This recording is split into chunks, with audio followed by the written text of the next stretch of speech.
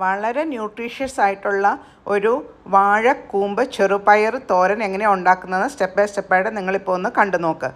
അതിന് ഞാൻ എൻ്റെ വീട്ടിൽ തന്നെ ഉണ്ടായ നല്ലത് കുലച്ചിട്ടേ ഉള്ളൂ. കുലച്ചൊരു 2-3 ആഴ്ച കഴിഞ്ഞ് ആ കൊലയുടെ അറ്റത്ത് ഇതൊക്കെ വിരിഞ്ഞ് കഴിഞ്ഞ് കഴിയുമ്പോൾ നമുക്ക് ആ കുടപ്പന ഒടിച്ചെടുക്കാം. അതിപ്പോൾ ഞാൻ താഴെ ഒടിച്ചിട്ടു. അത് കഴിഞ്ഞിട്ട് അതിൻ്റെ ആ പുറത്തെ ആ തൊലി ഓരോ ഇത് പെറ്റൽസായിട്ട് നമുക്കതിനെ പറിച്ചെടുക്കാം. ആ വയലറ്റ് കളറ് പോകുന്ന വരെ നമുക്കതിനെ പൊളിച്ചെടുക്കണം. അതായത് കണ്ടോ, ഇപ്പോൾ ഒരു ക്രീം കളറ് വരുന്ന വരെ അതുവരെ നമ്മൾ പൊളിച്ച് അതിനെ കുടപ്പന റെഡിയാക്കി. അത് കഴിഞ്ഞിട്ട് അതിനെ ചെറുതായിട്ട് അരിഞ്ഞിട്ട് അതിനകത്തോട്ട് കുറച്ച് മഞ്ഞൾപ്പൊടിയും പിന്നെ കുറച്ച് വെളിച്ചെണ്ണയും ഒഴിച്ചിട്ട് നല്ലതായിട്ട് തിരുമ്മി പിടിപ്പിക്കണം. കുറച്ച് നേരം ഒന്ന് തിരുമ്മി പിടിപ്പിക്കണം. അതിൻ്റെ കറയൊക്കെ പോകാൻ വേണ്ടിയിട്ടാണ്. നന്നായിട്ട് യോജിപ്പിച്ച് ആ മഞ്ഞൾപ്പൊടിയും വെളിച്ചെണ്ണയും എല്ലാം കൂടെ യോജിപ്പിക്കുക.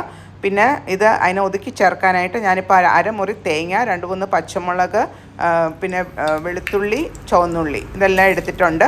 പിന്നെ നമ്മളൊരു പാത്രത്തിൽ വെളിച്ചെണ്ണ ചൂടാക്കി അതിനകത്ത് കടുക് ഇട്ട് നല്ല പൊട്ടി വരുമ്പോഴത്തേക്കും ഒരു സവാള ചെറുതായിട്ട് അരിഞ്ഞത് ഇട്ട് അതിനെ ഒന്ന് ആ വെളിച്ചെണ്ണയിൽ കിടന്ന് നന്നായിട്ട് ഒന്ന് മൊരിയിച്ചെടുക്കണം.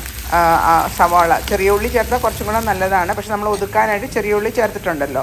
പിന്നെ അതിനകത്തോട്ട് കുറച്ച് വറ്റൽമുളകും നല്ല ഫ്രഷ് കറിവേപ്പിലയും കൂടെ ചേർത്തിട്ട് ആ സവാള നല്ല മൊരാന്ന് ഇങ്ങനെ ചുവന്ന് വരുന്നവരെ അതിനെ ഫ്രൈ ചെയ്തെടുക്കണം. അത് കഴിഞ്ഞിട്ട് നമ്മൾ ഒതുക്കി വെച്ച നാളികേരവും കൂട്ട് അതിനകത്തോട്ട് ആഡ് ചെയ്ത് കൊടുക്കുക. അതിനെ മിക്സ് ചെയ്ത് യോജിപ്പിച്ച് കഴിഞ്ഞിട്ട് നമ്മൾ ആ തിരുമ്മി വെച്ചിരിക്കുന്ന കുടപ്പൻ ചെറുതായിട്ട് അരിഞ്ഞത് അതിനകത്ത് ഇട്ട് കൊടുക്കുക. എന്നിട്ട് അതിനെ നന്നായിട്ട് യോജിപ്പിച്ച് റെഡിയാക്കി എടുക്കണം.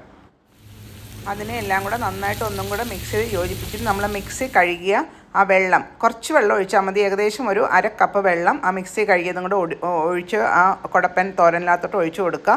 പിന്നെയും എല്ലാം കൂടെ യോജിപ്പിച്ചിട്ട് അതിനെ ഒന്ന് മൂടി വെച്ചിട്ട് ഒരു 2 to 3 minutes അതിനെ കുക്ക് ചെയ്തെടുക്കുക. അത് കഴിഞ്ഞ് കുക്ക് ചെയ്ത് കഴിഞ്ഞ് അടപ്പ് തുറന്ന് കഴിഞ്ഞിട്ട് അതിനകത്തോട്ട് നമ്മൾ നല്ല ചെറുപയർ വേവിച്ചതും കൂടെ ആഡ് ചെയ്ത് കൊടുക്കണം. എന്നിട്ട് ഇതിനെല്ലാം കൂടെ യോജിപ്പിച്ച് വെള്ളം വറ്റിച്ച് നല്ല കറക്റ്റ് തോരത്തിൻ്റെ പരുവത്തിൽ എടുത്താൽ നമ്മുടെ ചെറുപയർ വാഴക്കൂമ്പ് തോരൻ റെഡിയാവും. അപ്പോൾ എൻ്റെ റെസിപ്പി ഇഷ്ടമായെങ്കിൽ എല്ലാവരും ഇത് ചാനൽ സബ്സ്ക്രൈബ് ചെയ്യാൻ മറക്കരുതേ.